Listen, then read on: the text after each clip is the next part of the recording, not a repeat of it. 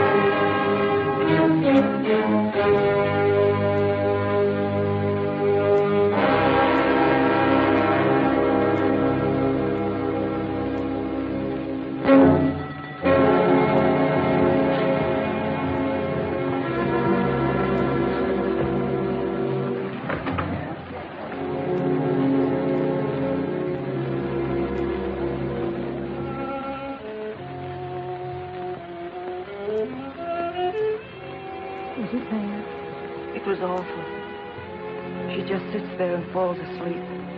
And the next thing you know, she's into it. And the machine smashes her hand.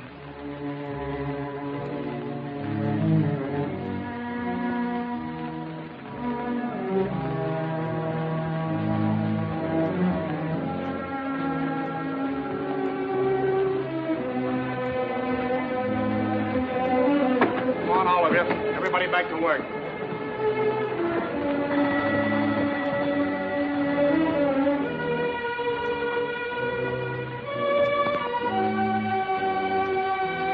London, you too. Come on, get back to work or you won't have a job.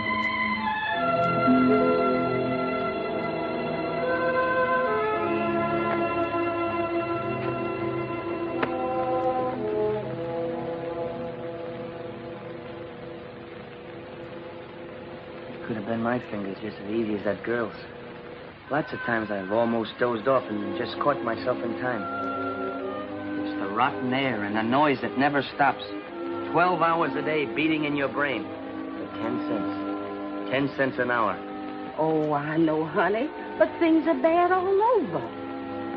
It isn't that, Mammy Jenny. It's just that people like us, poor people, have to work in filthy holes just to exist. And that other people, rich people, can have everything they want. Fine clothes and carriages, and not only things, but time. Time to live, and time to think, and time to learn. That's what I want, Mammy Jenny. Time. I guess you're right, Jack. Mammy Jenny, have you got any money? Well, I've got some. Some of them saving. Would you lend it to me? What for? I want to get myself a boat. I can make money, lots of them, fast. Jack London, what are you thinking about? Oyster hauling. Oyster hauling? Oyster pirating, you mean? I wouldn't stay at it long, Mammy Jenny. Just a few hauls, and I'd have enough money to last me 3 months. A whole year, maybe. Then I'd be free to get some schooling. Don't you let me hear you talk like that. I helped to bring you in this world. And I want to see you grow up right so you'll mount to something.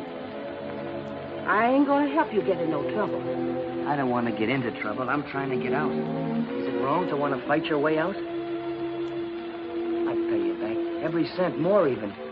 Oh, it ain't the money, darling. You can have all I got. But I couldn't sleep nights worrying over you. Oh, Jack, if anything would happen to you, I'd never forgive myself. Never mind, Mammy Jenny. Forget about it.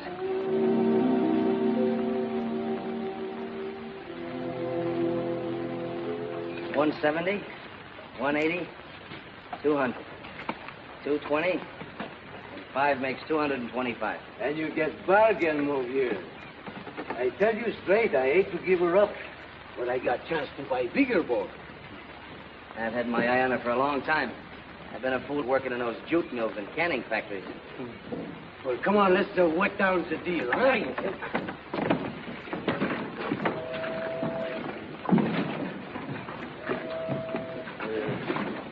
Oh, Mamie, get your stuff off that boat. Meet me on the Reindeer.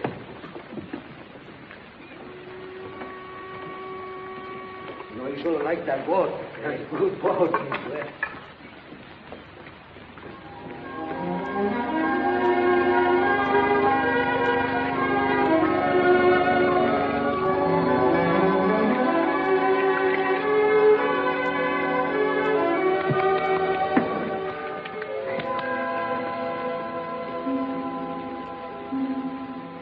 Hello. What are you doing here? Fell asleep below. You going in with French Frank? What's that got to do with you? Nothing. Only there's an awful lot to learn about oyster pirating. Who taught you? My brother. He was the best of them. Till he got a bullet in him. You're sort of young looking to be getting a bullet in you. Well, that's the chance you take. Hey, you shouldn't go out tonight. Why not? With the moon up? Oh, I'm not going out for ravens. Just like to try her out, huh? That's right. When you get a boat of your own, it sort of makes a man out of you, don't it? Sure does.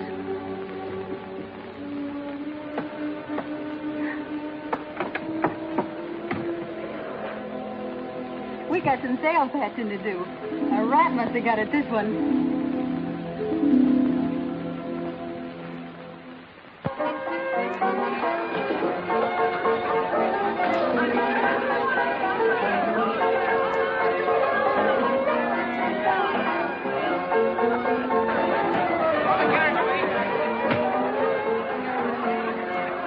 Hey, there's Scratch Nelson. Hi, Scratch. Hello, Jack. Hi, Mamie. How have you been? I haven't seen you around lately. Hey, what happened to you? Oh, I had a run-in with French Frank over the split. Well, the new dress. You everything. Skin out. Yes, sir. Mamie, the queen of the oyster pirates. Come on, let's sit down, huh? Yeah.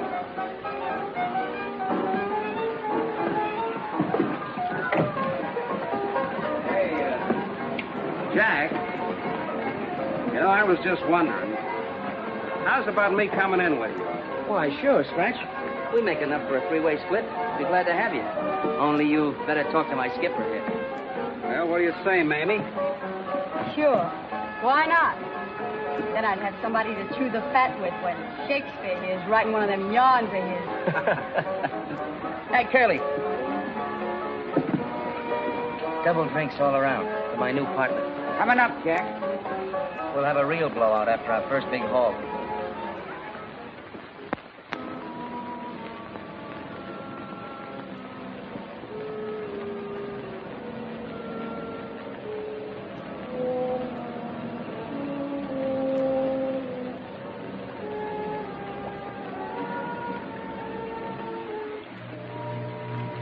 All right, Mamie, tie her off.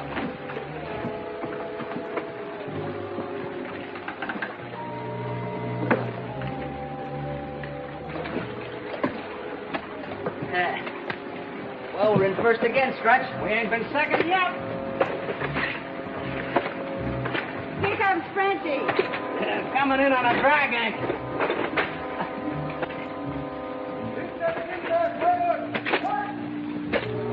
Come on, let's beat him to the market. That's the girl.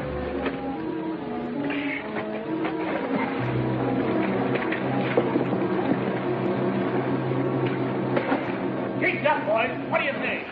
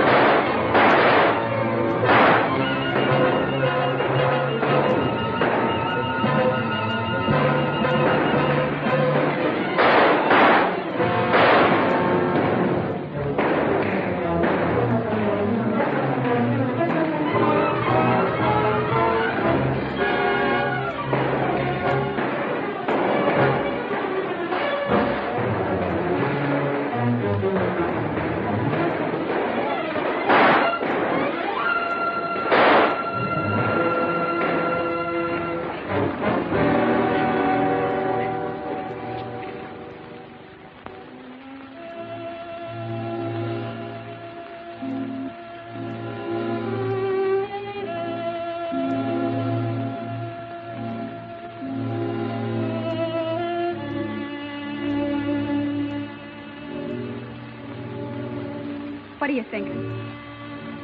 I'm thinking that one of these days it's going to be me laid out there on a slab, like a hulk, a dead fish, or worse, a 10-year prison stretch. Life, maybe. Let's go someplace, huh? I can't. What are you going to do? I'm through with this rotten business. Oh, don't talk like that, honey. You're just downhearted on account of what happened and losing your boat. Isn't that? I'm through. What about me? You got to choose for yourself. You bet your life I'll choose if that's the way you are. I'm sorry, but I got to. You're yellow. That's what you are. Quitter! Dirty, stinking quitter!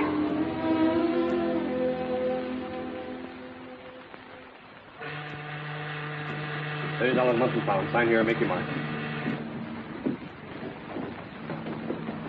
$30 a month and pound. Sign here and make your mark. $30 a month and pound. Sign here. Well, Tom, old 48. Why, I thought you were back on that farm. You didn't make it. I'll make it this time, though, you bet. How long is this cruise? About 7 months. The Bering Sea. Well, that ain't so long. That's right, Tom. That's right. $30 a month and pound. Sign your name. $30 a month and pound. Sign here and make your mark. $30 a month and pound. Sign here. Name? Jack London. Experience? Not very much, sir, but I'm a good sailor. What are you signing on for? Able-bodied seaman. All right. $30 a month and pound. Sign here and make your mark. He writes fine, just like a girl. $30 a month and pound. Sign here and make your mark. $30 a month and pound. Sign here and make your mark. $30 a month and pound. Sign here and make your mark. $30 a month. How soon do we sail, Captain? Oh, you're anxious to sail, eh? Sure am. You just can't wait to tangle with them seals, huh? Down the forecastle.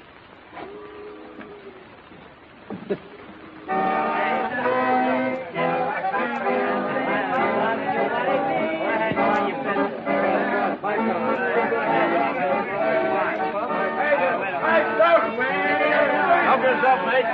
Everybody for yourself. Get up!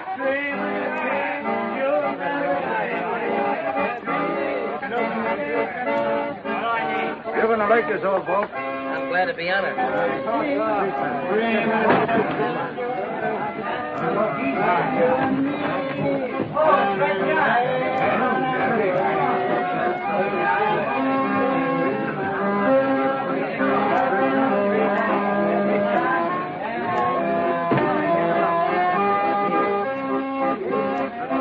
Hey, you! That's my bunk, and my things was in it. Those are my things in there now. Listen, I always want a bunk by the ladder. I'm not your good. Go ahead. You move. Maybe I'll want better ladder next trip. Oh, shut up!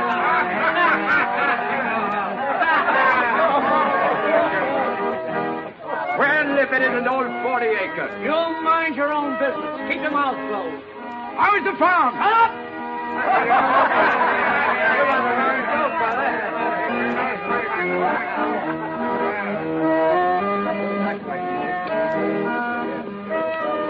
What's that, a Bible?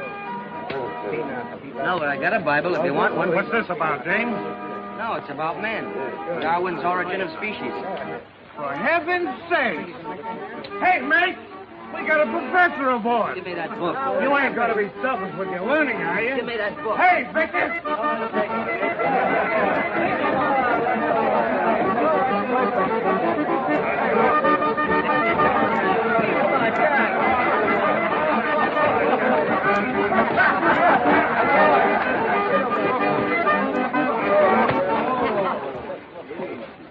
That's something you won't get out of books. Why don't you leave the boy alone?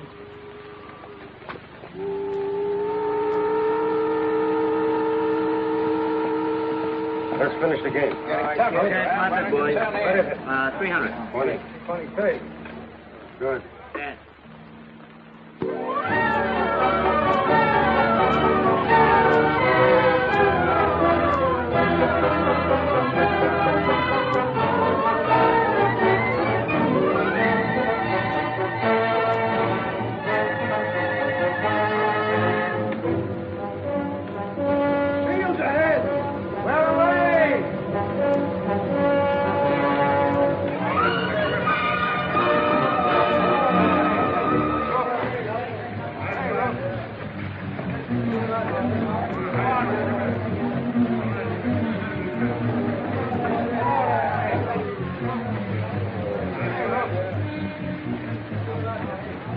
Somehow it doesn't seem right, killing these poor innocent seals, only to get a fur coat for some dame.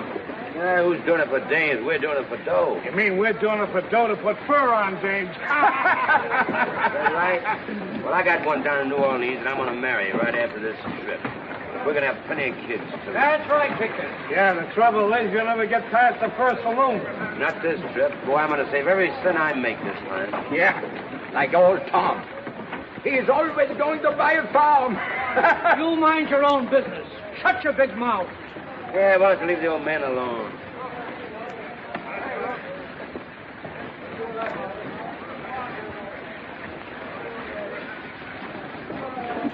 Hey, Victor, come here.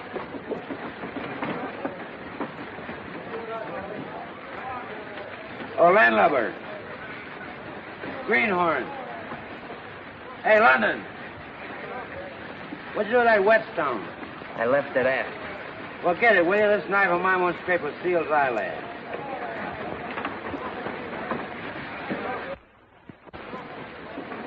I'm going to slip a seal on Jack's bunk so don't nobody say nothing. We're going to have a rip-roaring time.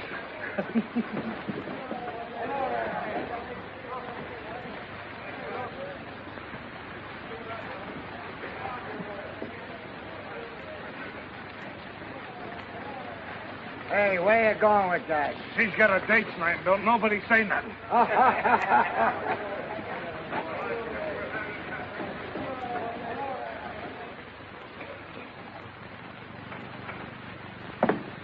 Pretty soon this dirty sealing business will be finished.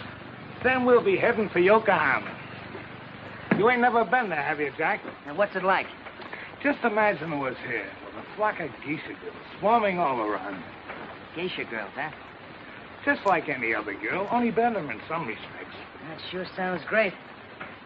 I wish it would happen soon. That'll be soon enough. You get an experience coming that you'll never forget. Never. Sure sounds wonderful.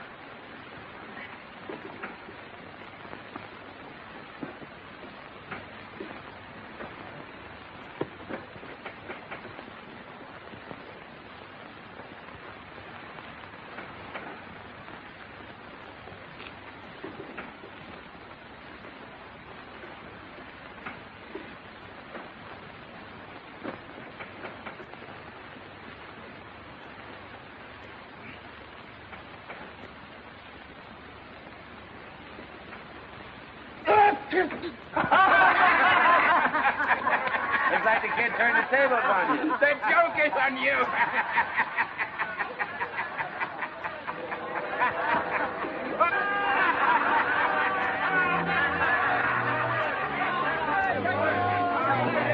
Jack! Better get out of here until he cools off. Don't let him get away.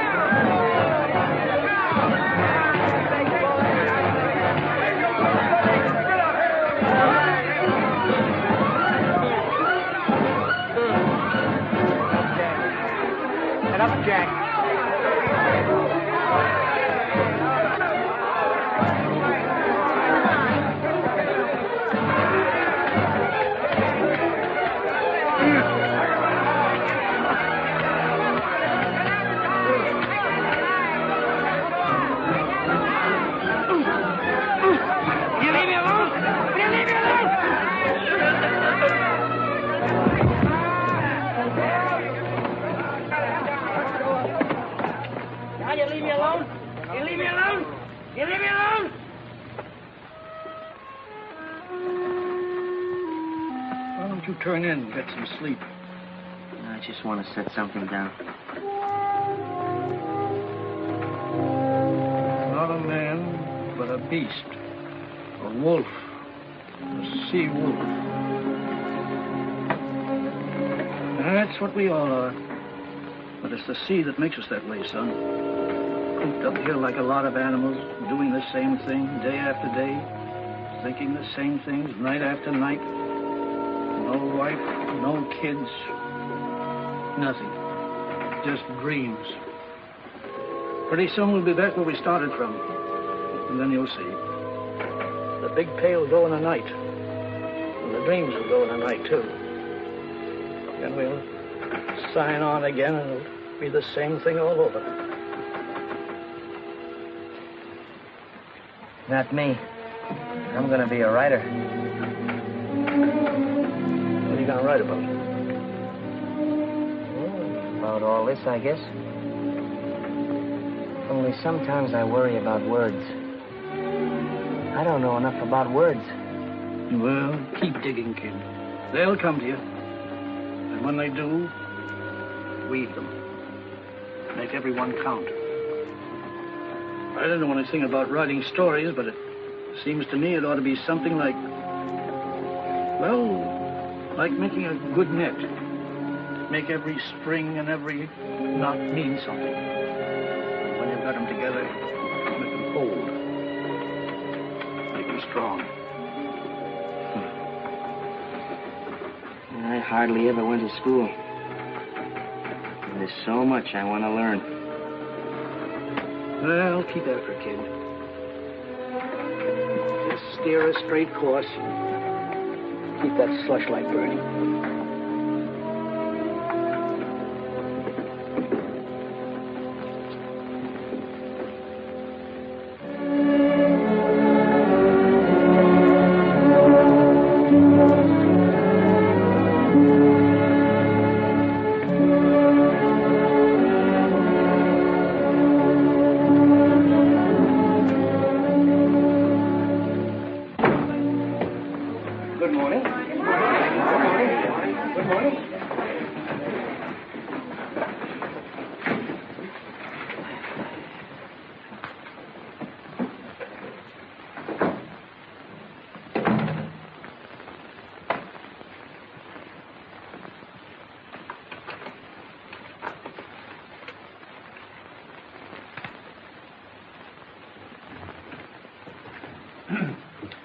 I spent a pleasant evening going over your short story compositions. As usual, I have selected examples from the submissions. And as usual, the author shall remain anonymous. So if the shoe fits, you can hide your consternation behind a poker face. The two stories I have selected represent the extremes in writing. One is fraud, an attempt at whimsy that evaporates into thin air. The other is raw, almost brutal to the point of unbelief. In other words, one of you will tickle the cloud with a feather, and the other has battered good taste with a sledgehammer. I shall read from the feather. Penelope nibbled at her bonbon. Her thoughts skipped from nothing to nothing. She was in a pink-blue haze. Her mamma wafted in and blended with the nothingness. She seemed desperately worried. Penelope, she breathed, have you seen my thimble? This made a profound impression on me. I immediately stopped reading and went back to my police gazette. I now come to the sledgehammer. Go on, he advised her. Pull the trigger and kill a man. Spatter his brains on the floor and slap a hole in the size of your fist. That's what killing a man means.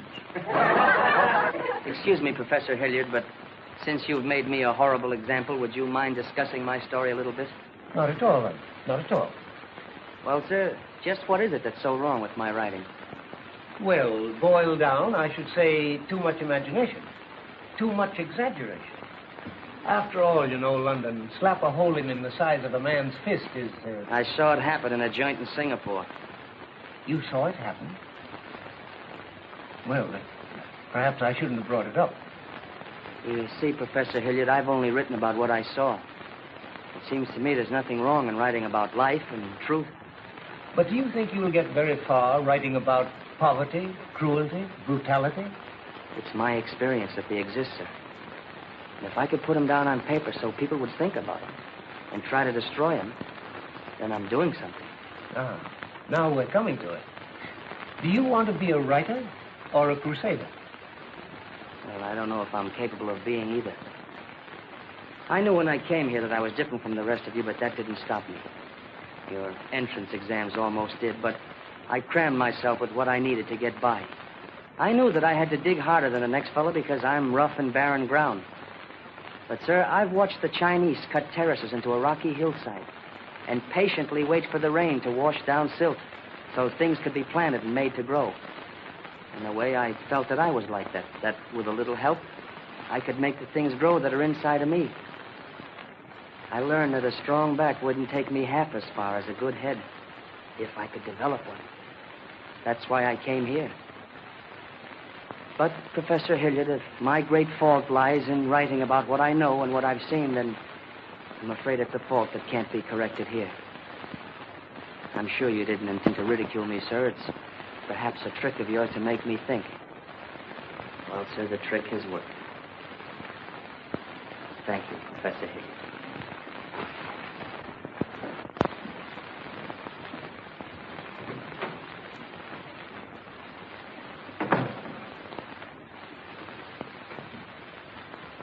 You have just witnessed an unusual display. Unusual in that we so seldom meet with it today. The uncommon thing called courage.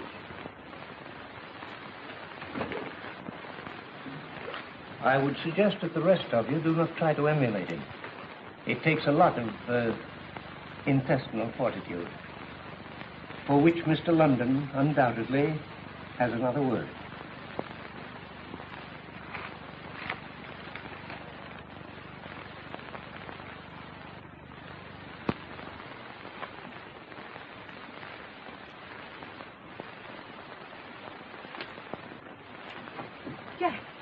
Jack, darling, what's wrong? You in trouble? No, Mammy Jenny. I sent for you to help me pack and store some things. Pack and store? What are you talking about? I'm going away, Mammy Jenny. I don't know when I'll be back. Oh, quit being foolish. What about your schooling? What about your writing? There goes most of it. You mean you burning all them stories you done wrote? And rewrote, Mammy Jenny. Not all of them, though. I'm saving some. And one of these days, when I'm successful, I'll dig them up out of this trunk and dust them off and send them to the same editors who are turning them down now. They'll buy them when I'm famous and write to tell me how good they are. But, Jack, you got me all mixed up. First you sweat and you grub and you work yourself sick so as you can go to school and learn to write. And talk just like that. And say you're going away. Where are you going? To the Yukon, Mammy Jenny. Yukon? Where's that? Up north in Alaska. What are you going up there for? To get some money, Mammy Jenny. There's been a gold strike. And with a little luck, I can hit it. And I won't have to worry. I can sit tight and study and read and write what I want to write. Not what a lot of editors and professors expect me to write. But how do you know you can do better up there than you can do here? And how are you so sure you ain't biting off more than you can chew? I got as much chance as the next fellow. You don't understand, Mammy Jenny. I just can't stay around here and be cramped between the jaws of a vice. I've got to get out. I've got to get away. Oh, I just wish I could be sure you wasn't jumping yourself out of the frying pan into the fire. It's so easy to do, Jack. But there's very few people that can jump out of the fire back in the pan again. Nothing could be as bad as the fire that's burning inside of me now. It's trying to burn through. It's got to burn through. Someday, Mammy Jenny, maybe you'll know what I mean. Someday, maybe a lot of people will know what I mean.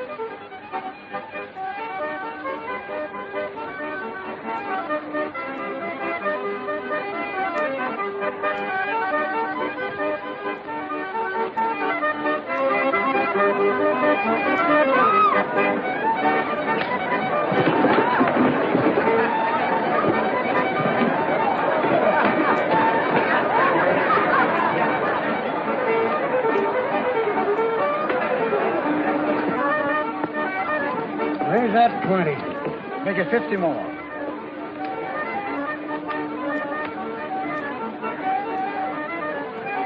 And 100. That's not too much. We call 200 more. All that. Come in, Charlie. How are you, stranger? Hi, how are you? Finding home to your best gal? No, just jotting down an idea. There's a sourdough over there betting his fool head off. It's all wrapped up in rabbit's feet.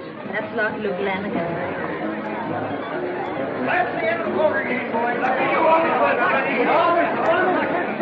Now get back to the bar and I'll buy it for all of you. Give them anything they want, Al. Come on, get out the bar and I'll buy it. Hey, Frida. I just want to claim worth $1 million. Imagine that Cyborg trying to bluff me out of a pair of deuces. Come on, baby, I'll buy you the joint. Oh, I'm busy. Can't you say? Well, don't give me that now. Look, rabbits. You promised me if ever I won you... let me go. You heard what she said, didn't you? Some other time. What happened? What'd you do? Oh, it's a good thing I blocked that. Oh, what's the difference? Come on, I just made $1 million. Everybody's the bar. Come on, let's have a Quite a character. Say, where are you from? California. You from Spain? From Greece. Oh. The Isles of Greece, the Isles of Greece. Where burning Sappho loved and sang. You know your Byron. Say, what's the name? Frida Malou. Frida from Athens. Frida, do you remember these famous lines? Oh, maid of Athens, ere we part, give, oh, give me back my heart. Why don't you stay here for a while? Rest up. We could have a great time together with Byron and Shelley. Well, maybe I will.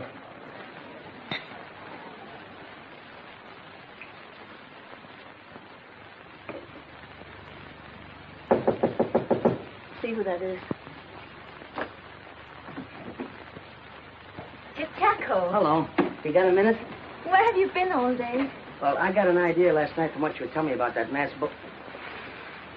Excuse me. I got an idea last night from what you were telling me about that mass ball, and I wrote a story about it. Of course, it's still rough, but I think I caught something of you in it. I'm going to call it The Scorn of Women. Hey, that doesn't sound bad. Well, here goes. Frida was a Greek girl. At least she purported to be Greek. Her furs were the most magnificent from Chilkoot to St. Michael. Oh, that's overdoing it a bit, isn't it? And her jewels were the envy of every woman. Ready, Miss Malou. All right.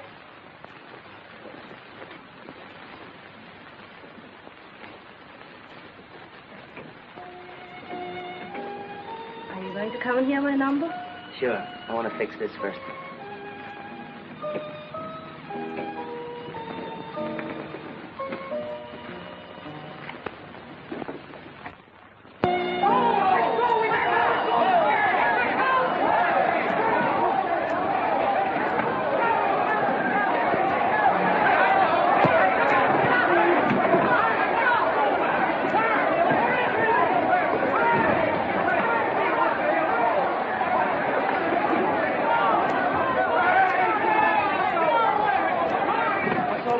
Gold strike, biggest since El Dorado. Whereabouts? 80 miles from here.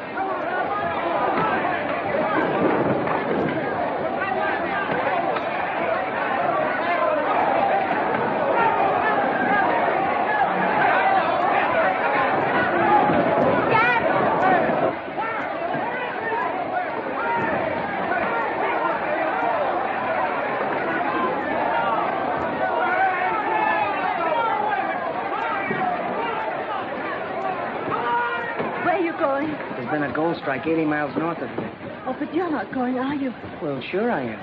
Oh, listen to me, Chaco. You haven't got a chance out there. I know this Yukon game. You'll muck in the grassroots till your heart breaks, till you rot of scurvy on the trail. I know, but... Believe me, in the end, the winner is the loser.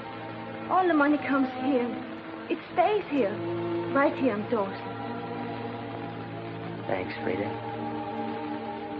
I don't think I'm cut out for this stuff. Oh, ideals. Listen, I gave up $1 million for you last night. Doesn't that mean anything to you? Everything beautiful. Oh, Chaco. I'll think of you on the trail, Frida. Byron and Shelley under the stars. I wish I was back here with you.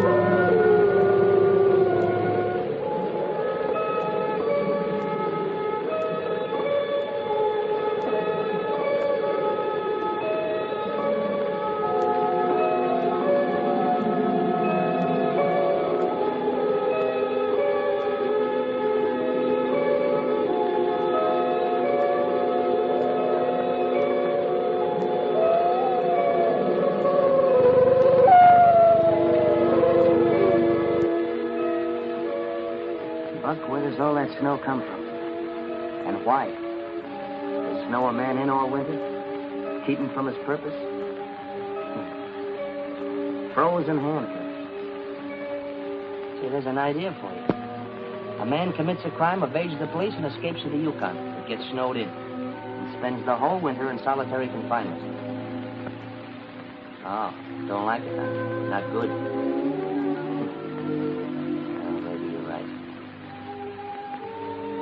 Well, let's light the lamp and spend a cozy evening working.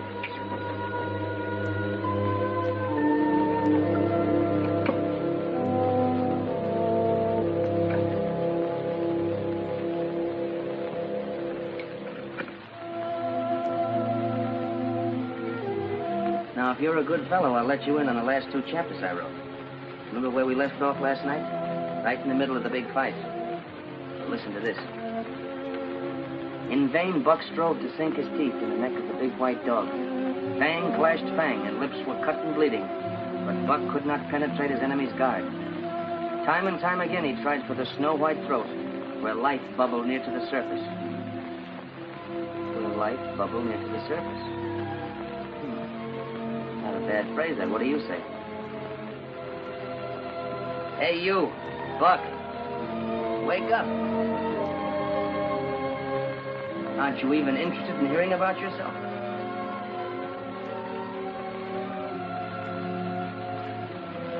You're a lazy dog.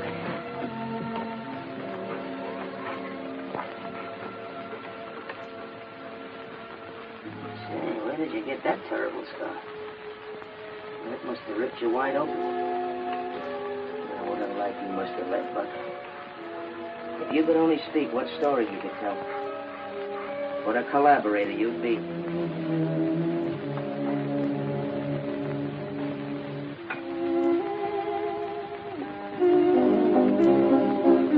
Thank you, Mr. Brett. There's only one little point, Mr. London. Well, I'm not awfully keen about it. Oh? What's that? The title you've chosen. The Call of the Wild? Why, that's a wonderful title. It's the whole idea of the story, sir. I wouldn't change it for the world. A dog reverting to the primitive, just as a human being under hardship and brutality reverts to the wild. Well, it's your baby. I'm only the godfather. I'd like to change it for you, Mr. Brett, but that's its name. It was born that. All right, George. Thank you, sir. Well, shall we go? Sometime you must tell me how it was born. Writing like that doesn't come out of nowhere. It came out of the Yukon. And unless I miss my guess, it's going to mark a milestone in American letters. A story about a dog? A dog, huh? Here you are, Mr. Brett. Thank you, Jenny. That's what it's about, sir. It's about life. You said so yourself. It wouldn't surprise me if the critics hailed you as the Rudyard Kipling of this country. Kip? He's always been my idol. He was mine, too, until, well, quite recently.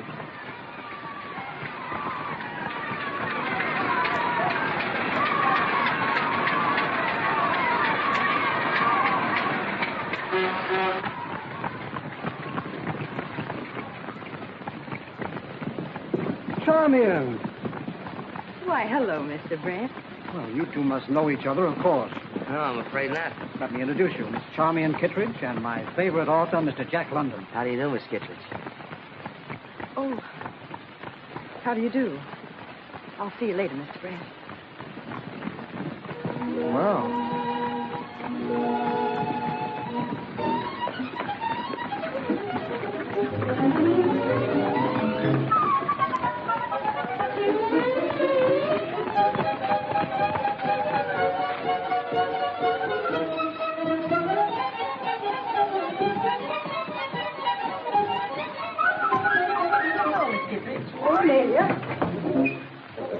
Pardon, did you wish to see someone?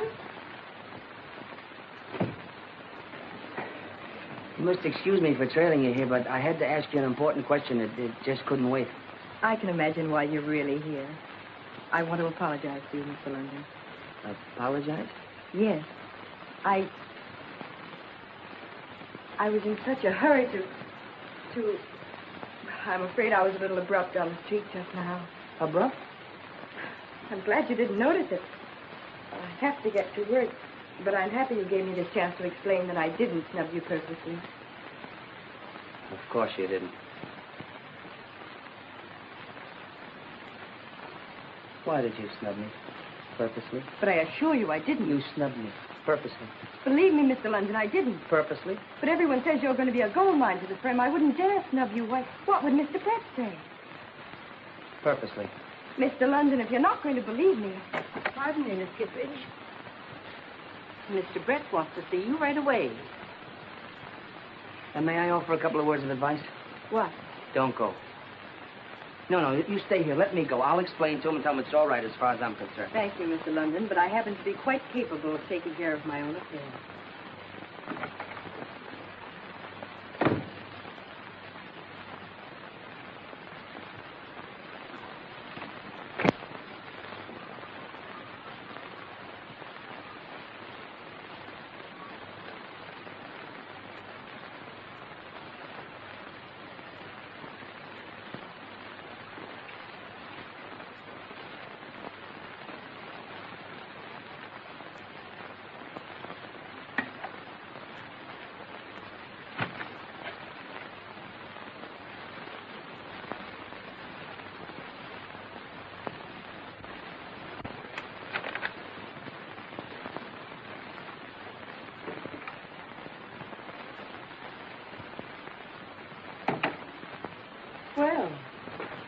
you usually read what you find on other people's desks? I have no compunction about reading my own manuscripts. But I do wish you'd consult me before making additions. Additions? Yes, for instance. Once in 10,000 times, a manuscript appears from an unknown author, which is a masterpiece. The Call of the Wild by Jack London makes a reader's life worth living at last. Thank you, Miss Kittredge. P.S. Unless you want to lose your favorite reader, never introduce me to Mr. London. If he's anything like his book, my heart will stand still when I meet him. I wish you'd go. Did Mr. Brett rake you over the coals? No, it isn't, Mr. Brett. It isn't you. Maybe it's myself. I don't seem to know what I'm saying, do I? I guess I'm babbling. Mr. London, I assure you I'm not this sort of person at all. I don't know what kind of a person you are, Miss Kittredge. But I do know you're a person.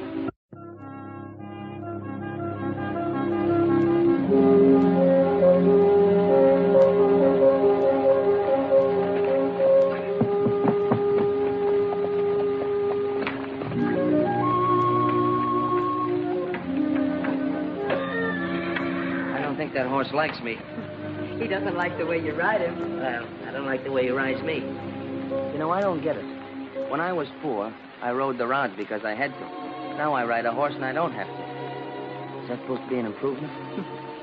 Well, Jack, it wouldn't matter if you were rich or poor, obscure or famous. You'll always be riding somewhere. You see, you just wrote the books. I read them. I think I know more about you than you know about yourself. You're not like other men. Well, that's not true. You should read the works of Jack London sometime and find out about yourself. No, the ordinary man is content to stay put, but you've got something in you that won't let you rest. Well, it's just that I hate traps. When I was young, I thought poverty was the only trap, and I swore I'd get out of it. Now I find that money can be just as much of a trap. Words can be a trap, too. Have you ever thought of all the people who have been caught and held by words like honor, duty, and love? You mean that you think love is a trap, too? No, I didn't mean that. I mean that... I understand. You're afraid for me, aren't you? You're afraid that I'll be the one to be caught in a trap. Oh, don't be foolish. I thought you understood about women. Don't you remember Frohman? Your own heroine and daughter of the snows. A girl who makes her own way, daring, courageous, loyal, and understanding. She loved a man without that terrible possessiveness. You're like that. I'd like to be. Charmian, when a man and woman meet who are meant for each other, it's like a ship, new launched, rushing to the sea. The sliding waves rebel, but neither sea nor ship hear them as they rush into each other's lives.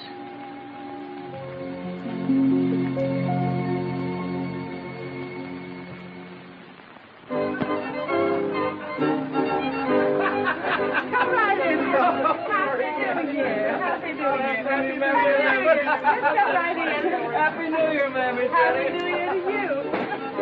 Here's a special Happy New Year for you, Mammy. Oh, thank you, Captain Allen. Thank you. But ain't you a little mixed up with Christmas? Oh, this is a different kind of Happy New Year, Mammy Jenny. It comes only once every 100 years. Happy New Century, you mean? That's right, yes. Oh, I can't wait to see what I got. Oh, that's beautiful, Captain Allen.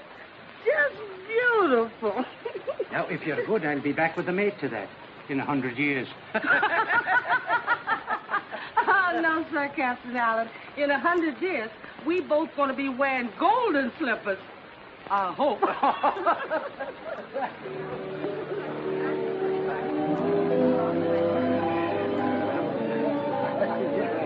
But, gentlemen, there's never been a century like it. When you think of the progress we've made in culture, in industry, the comforts we enjoy, electric lights, the telephone. And don't forget those horseless carriages. A friend of mine has one longer. And I swear we must have been whizzing along at 20 miles an hour at least. No doubt about it, Jack. Civilization's darn near reached the apex. The millennium, huh? Not far from it. Well, the way I see it, we've only got 1 foot out of the Dark Ages. Machines are great, sure, but they only make more things more quickly. There's nothing spiritual about them. You can't change what's in a man's mind or in his heart. You can brag all you want about culture and progress, but what bucks big in a man's mind today is materialism. Money. Money out of machines and money out of everything. That's what rules this world today, greed and selfishness, in people and in nations. And before we get through, instead of a millennium, we'll be ringing in a century of tyrants. Oh, Jack. You pessimist. Right. Good evening, Mammy Jenny. Good evening, Mr. Brett. Happy New Year. Happy New Year to you. How do you do, Mr. Brett? Glad you could come. Hello, Jack. Jack, I took the privilege of bringing a friend of mine, Mr. Kerwin Maxwell. How do you do, Mr. Maxwell? Mr. London, I've been wanting very much to meet you. Well, thank you. Oh, I'll take those, Mammy Jenny. Now you can go back to your decorating. Yes. You're having quite a shindig, aren't you? Yes, why don't you go in? You know everyone. Well, Jack, Mr. Maxwell would like a word with you privately. Something rather interesting. Oh? You'll forgive my barging in on your party like this. That's quite all right, sir. Glad you could come. Sit down. That one? No, thank you, sir. I'll stick to these. What I want to talk to you about won't wait. Oh? What is it? How would you like to cover the Boer War for my paper? The Boer War? Yes. Well, there's nothing I'd rather do, but I've never done any newspaper reporting, much less war reporting. Very modest, Mr. London, but I've read your stories. You have the gift of setting down what you see. That, in my opinion, is the quintessence of good reporting. Oh, thanks. Thanks very much. You'll have to leave immediately for London. From there, you go to South Africa. What do you say?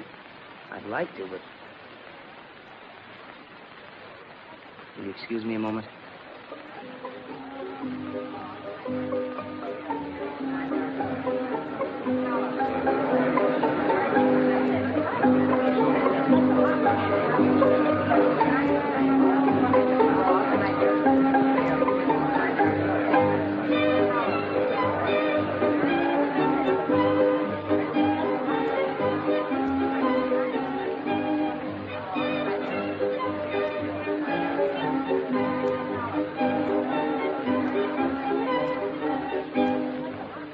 What is it, dearest? It's quite a surprise. I hardly know how to tell you. Mr. Maxwell of the Globe has just made me a very flattering offer. Well, that's wonderful. Maybe it is, maybe it isn't. See, he wants me to leave right away for South Africa to cover the Boer War. What did you tell him? I didn't tell him anything. But you want to go, don't you? It's out of the question, of course, with me postponing all our plans. We'll have all our lives. This will be a great adventure for you. But...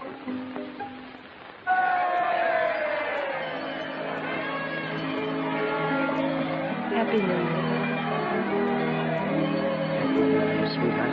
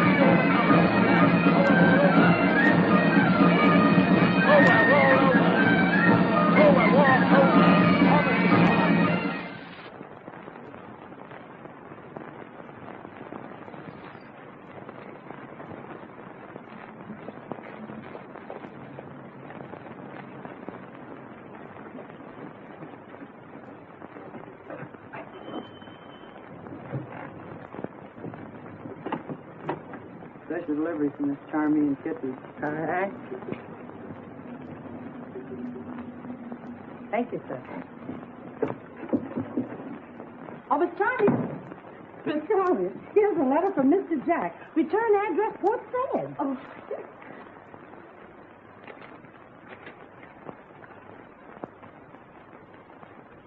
He's on his way home. Do the 16. But today's the 16th. It sure is. Well, lay out some things, Mammy Jenny. Yes, sir.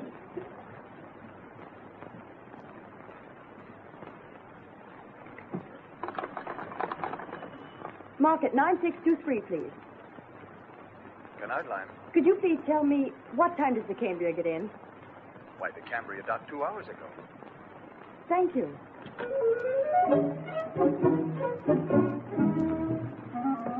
I won't have time to change, Mammy Jenny. The boat docked 2 hours ago. For goodness sake. Just give me my cape. Yes, sir. And my gloves. Yes, sir. Oh, and Mammy Jenny, don't forget my purse. Yes, sir.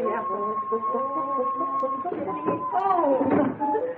Thank you. You're welcome.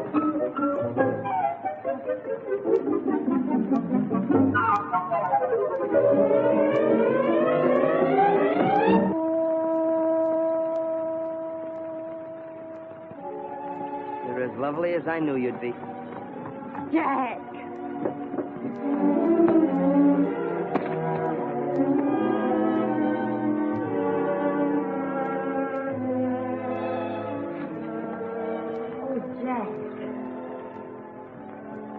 Oh, Jack. Beautiful. I got that at a bazaar in Benares. To tell you the truth, I wasn't going to buy it, but you put up such an awful fuss. Everywhere I went, you were right there beside me. And now you're really here. It keeps. Nothing will ever take me away from you again. Nothing, darling. You still want to marry me? Tomorrow? And tonight we celebrate.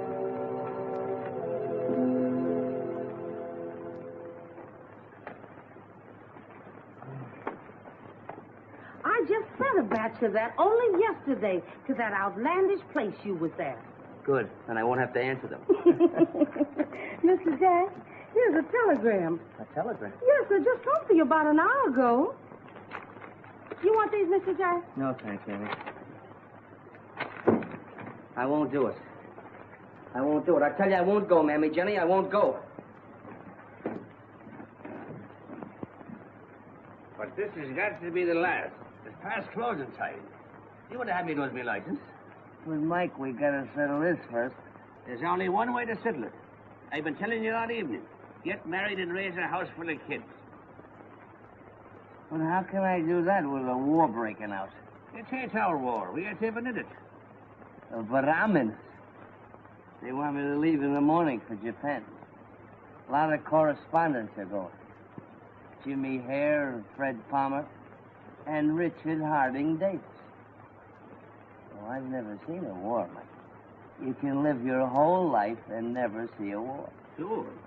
But what beats me is if you're brave enough to face a war, why can't you face her and tell her you're going? Mike, in a war you got a chance.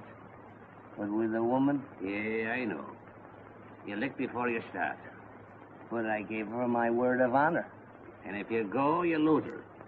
And if you don't go, you lose the war. That's right. That's what I've been telling you all evening. Then we're right back where we started.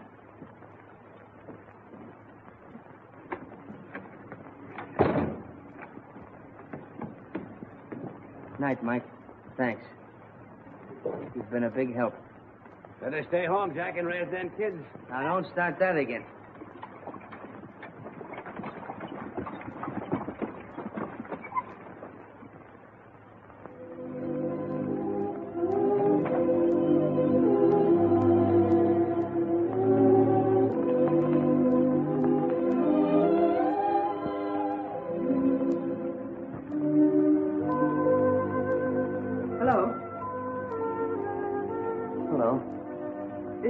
Way to keep our first date in 3 years.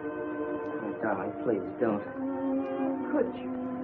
Well, I was detained. How? Where? Well, I received a telegram from Mr. Maxwell, and I had to go see him about it. Can you imagine? He wants me to leave for Japan. In the morning. Japan?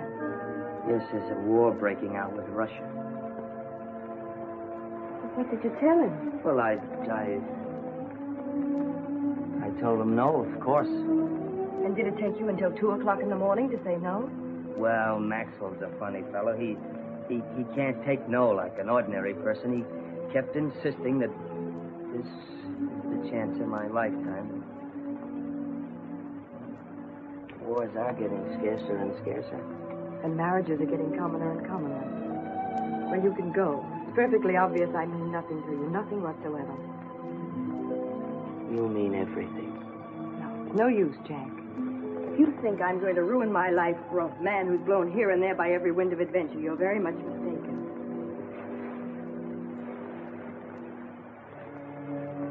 I won't let you go. Even if I was a little tempted by Maxwell's offer, which I don't admit. You come first. I love you, darling.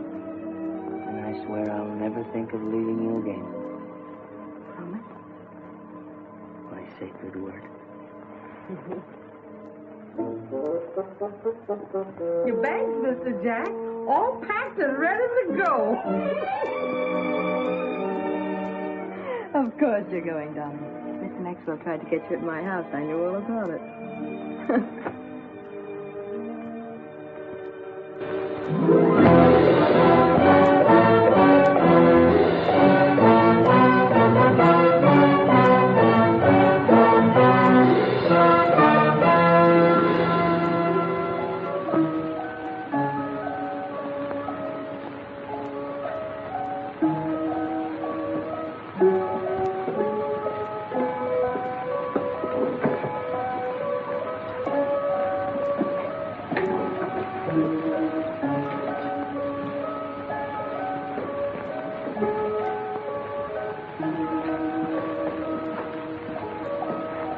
They're certainly breaking their necks to make us comfortable.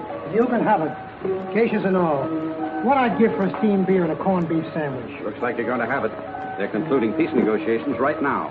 7,000 miles to Tokyo and nothing to show for it but a nice hot belly from washing rice down with sake. You can't tell. As long as those skirmishes on the Korean border keep up, there's They no don't telling. mean a thing, Dick. Just saber rattling to scare the Tsar into conceding some point or other. Maybe. Well, I'll string along with Davis. Russia doesn't want war, that's a cinch. And if these boys want peace, why are they sending troops into Korea? Who said they are? I say they are. I was down at the waterfront this morning. 大国の官類たちよ、朝日の国があぐろう。乃木田省はこのパッキンを奉した。その軍隊は撤退 I'll する。 break it out. 海軍大将 You know what he's talking about, Dick? No, I don't get it. ロシアの全艦隊を撃沈さ。みんな明日の結束者へ行け。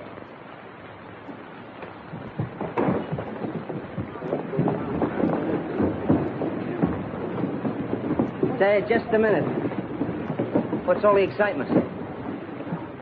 I have the pleasure to report that our honorable Navy has just sunk the Russian fleet at Port Arthur.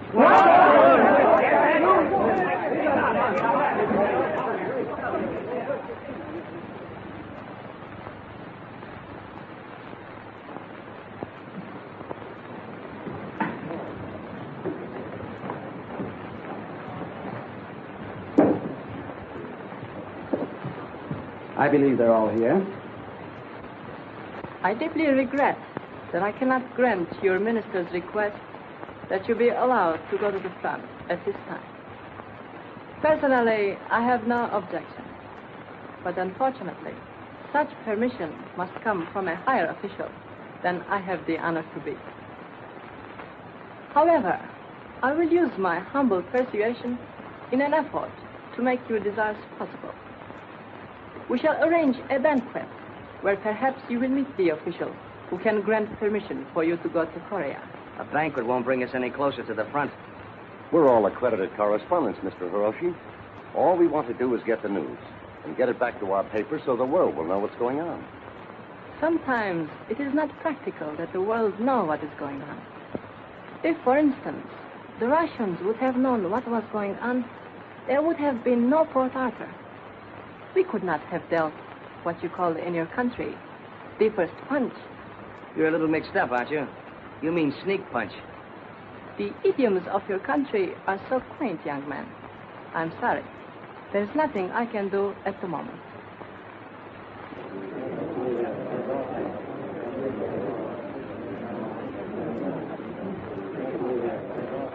Who is that young man? One of our new writers.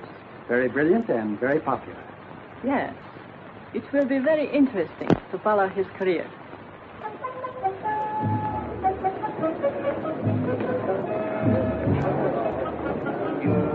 Hey, Dick, what are we going to do about this? Well, there's no use of arguing about it. We're in the same predicament as the girl who was told she could go swimming, but not to go near the water.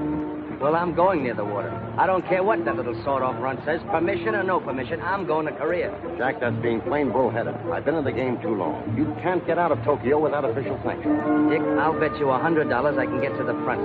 I'll bet you $100 you won't. You're on. Hey, Jack. Good luck, Jack. Good luck, Jack.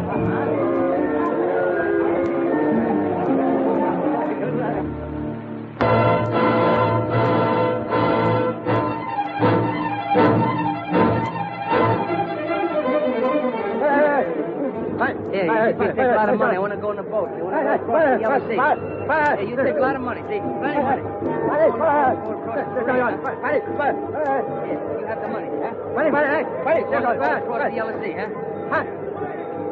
What?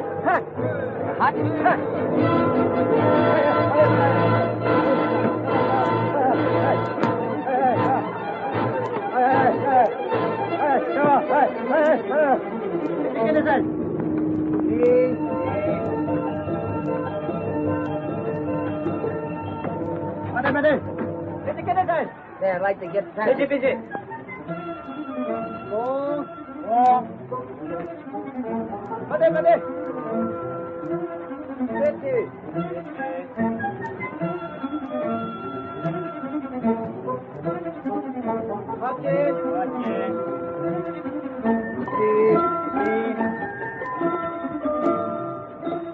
Look, I'd like to get passage on one of those sampans across the Yellow Sea. No can do.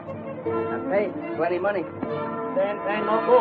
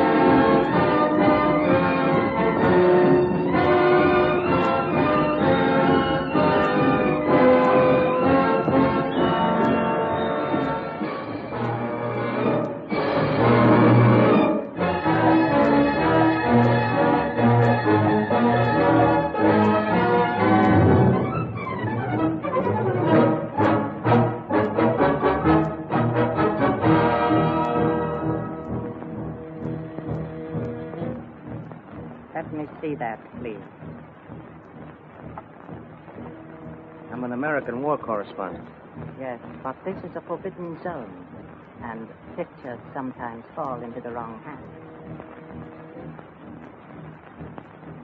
Wonderful. Very fast lens, I imagine. Let me congratulate you. Let me congratulate you on your knowledge of my language. You must have spent some time in America. Yes, although I learned my English at Oxford. I am Captain Tanaka. Glad to know you, Captain. My name is Jack London. Oh, I've read some of your books. Very good, too. Well, thank you very much.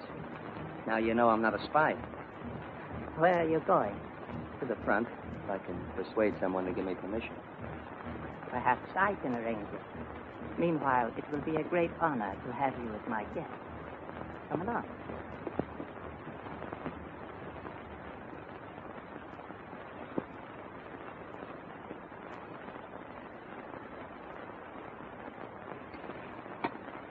Better try some of this excellent caviar. It will do much for your appetite. No, thank you. This is fine. This is a nice, cozy place you have here, Captain. I believe in comfort, Mr. London. Especially when our enemies are gracious enough to possess good taste. As we go deeper toward Russia, I expect to add to my collection. Is this part of your collection? No, Mr. London. This is a game we've devised, which has become very popular in my country. We call it Sinonde. Sinonde? Literally, that means patience. But you might even call it destiny. Now, this little contrivance here, I call Yongensha, the prophet, since it foreshadows coming events. Interesting, is it not?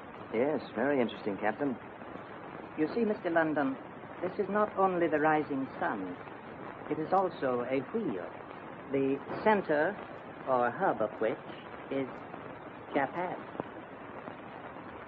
That's a very unusual map you have there, Captain Tanaka. Yes, our eventual sphere of influence. Here, I shall show you.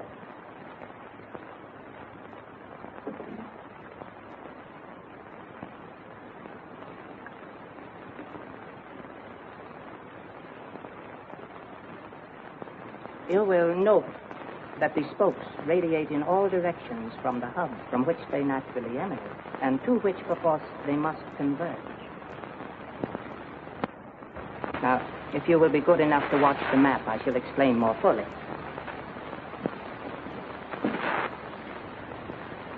Here is the theater of our present operations.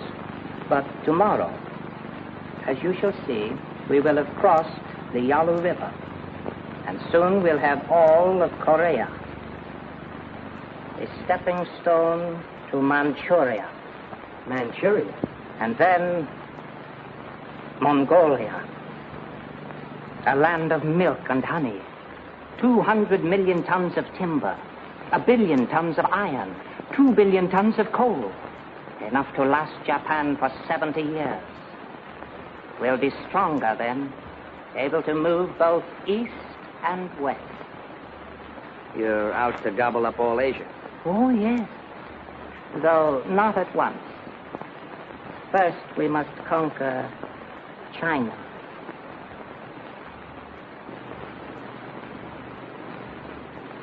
It sounds a little bit incredible. But entirely logical, I assure you. Oh, won't you be seated, Mr. London? Thank you. You see, a policy of peace is quite impossible for Japan. England can afford to pursue peace and develop trade relations because she has India and Australia to supply her with foodstuffs. So can America, because of South America and Canada. But in Japan, our food supply decreases in proportion to our population, you understand. If we merely hope to develop trade, we shall be defeated by England and America. In the end, we will get nothing. That is a mathematical certainty. We've got to control China. But in order to control China, we will have to crush your country and England. That may take many years, of course. 50, 100 perhaps. But it has all been carefully planned. Scientifically.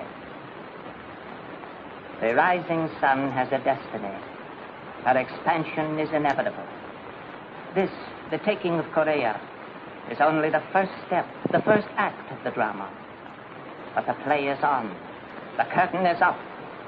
And it will ring down, you'll see, upon a Japanese world. Why are you telling me all this? Why not? You'll not believe it. The whole world. No other newspaper has it, not even the European paper. Wait a minute, boys. If you want to hear some good reporting, listen to this. I knew he'd do it. I knew it. Isn't it wonderful? Read it, Mr. Brink.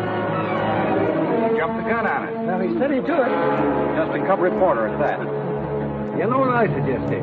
Yes? That we draw up a petition to the Japanese government, protesting, demanding that London be ordered back from the front, or else that we be granted instant permission to leave. I second that idea. We'll all sign it. You write it out, David. I'm as mortified as the rest of you celebrated war correspondents. Being scooped by a novice. As a matter of fact, I should feel worse having lost $100 to boot. We all had the same chance to get to Korea, at the risk of our lives. To my mind, we should draw up a commendation to a very courageous newspaper man. I suppose you're right, if you look at it from that point of view. I propose a toast. As a matter of fact, I read it in one of London's books. Here's to the man on the trail this night. May his grub hold out. May his matches never misfire. I'll drink here.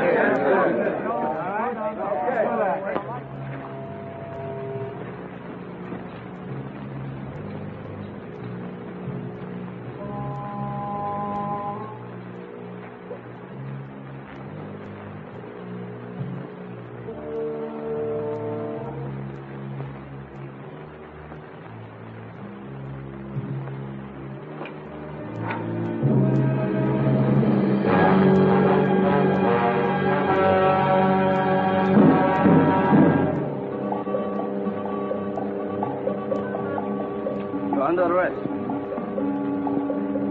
What for? Hunting.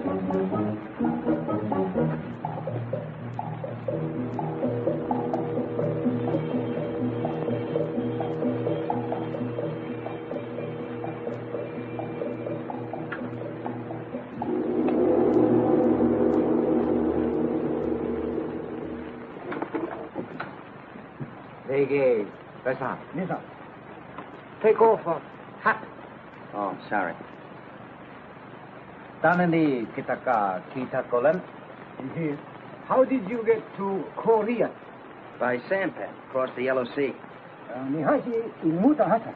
Tanani chimopo jata. How did you get past Shimopo? Through the courtesy of Captain Tanaka. Tanaka. Tanaka? Also you. Do not believe you. Well, why don't you ask Captain Tanaka? Lake Nakasanki, Chaoxiang. Why did you take pictures in Nagasaki? Why did you take pictures in Nagasaki? I was never in Nagasaki. Inoda-san, Nagasaki Kishonsa. Also you. Japanese customs differ from American. Therefore, you must not tell any lie. Nikito? Yes. General, it's all true. Good, good. You stay in the jail. Hey, now, wait a minute. You can't do this. I'm gonna...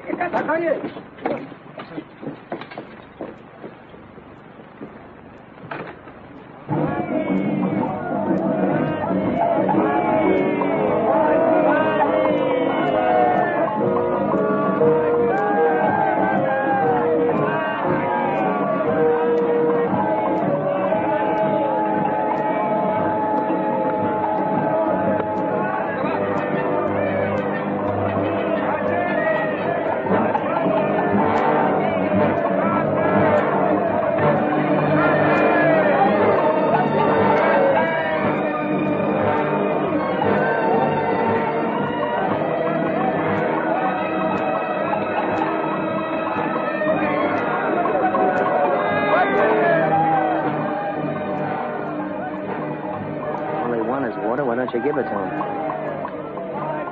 Them, no. You?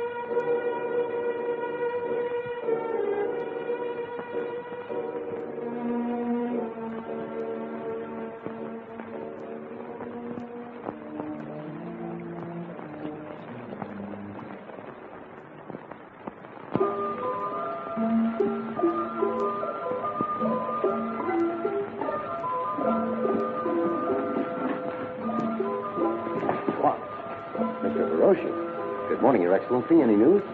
Always news. Very good news. Oh, about that writer friend of yours, Jack London. Yes? No wonder he was so anxious to get to the front. Why? He's in jail in Pyongyang. He turned out to be a Russian spy.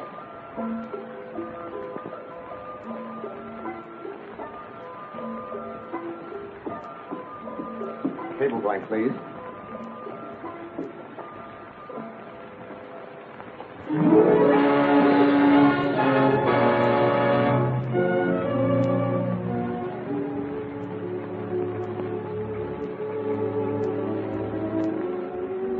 The Japanese ambassador, Mr. Takahiro. You wish to see me, Mr. President?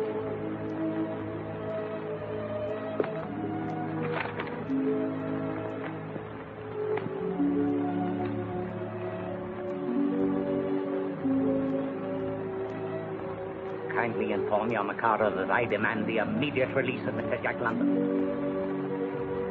I'll convey your suggestion, Mr. President.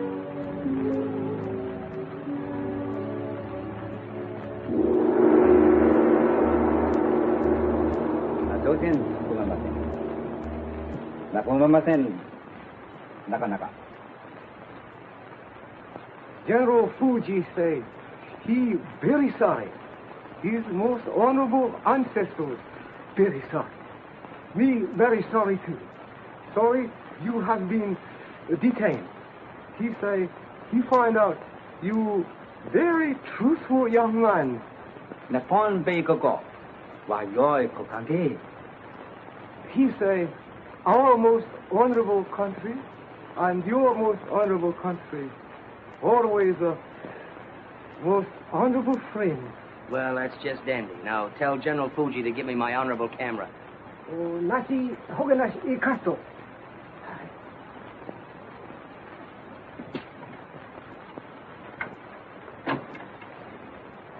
Arigato. Nakanaka.